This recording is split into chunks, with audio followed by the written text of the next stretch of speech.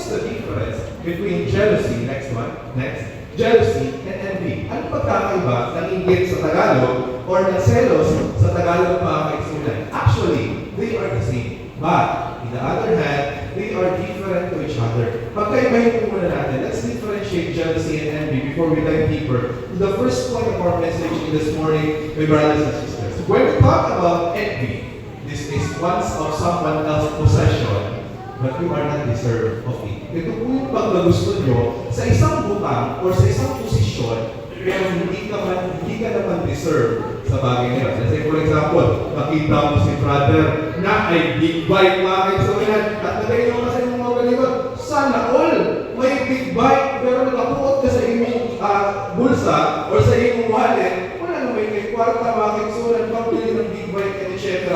etc.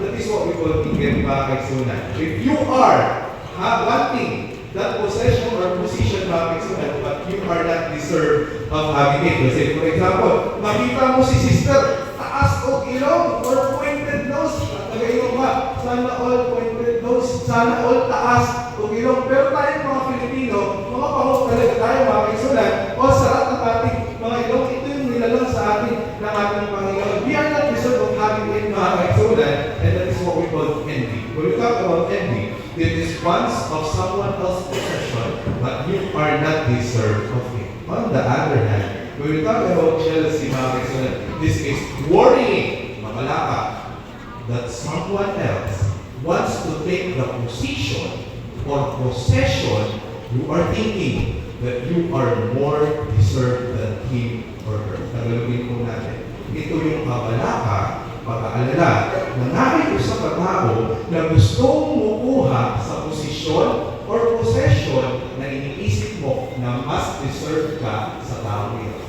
Example, mga kaisunan, in a company who are working for 5 years. Meron po isang bagong salta or bagong pasok sa company. 1 year pa lang siya nagtatrabaho. Nagkaroon ng promotion, my brothers and sisters. Hindi ikaw yung na-promote. Kundi yung na-promote. Isang taon pa lang, nagtatrabaho. Nag-uul ka ngayon. Nasupok ka ngayon. My brothers and sisters, siniraan mo ngayon yung katrabaho, etc. etc. That is what we call jealousy. Why? Because you are thinking you are more deserved than him. Or, let's say, for example, in a church, to become elder or officer of the church. Nagkaroon ng eleksyon. Hindi ikaw yung na-elect. Ang na-elect si brother, na elder, si sister, na officer, and etc.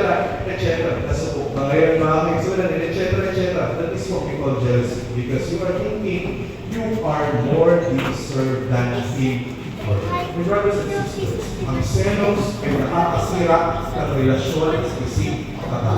As Seventh-day Adventist, hindi po tayo naniniwala, mga kaisunan, na kailangan natin ng selos, mga kaisunan, within our family. Hindi tayo naniniwala na kailangan po natin ng selos within our community. Hindi po tayo naniniwala na kailangan po natin ng selos within our church, mga kaisunan. Kasi ito yung realidad ng buhay. This is the reality of life, my brothers and sisters.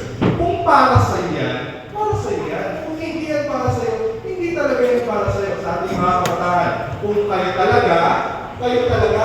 Kung hindi kayo, hindi talaga kayo. At walang kayo, mga kaisunan. Kaya po kayo nagsiselo sa mga mga sisters. Tanawang yung tapat ka ron, mga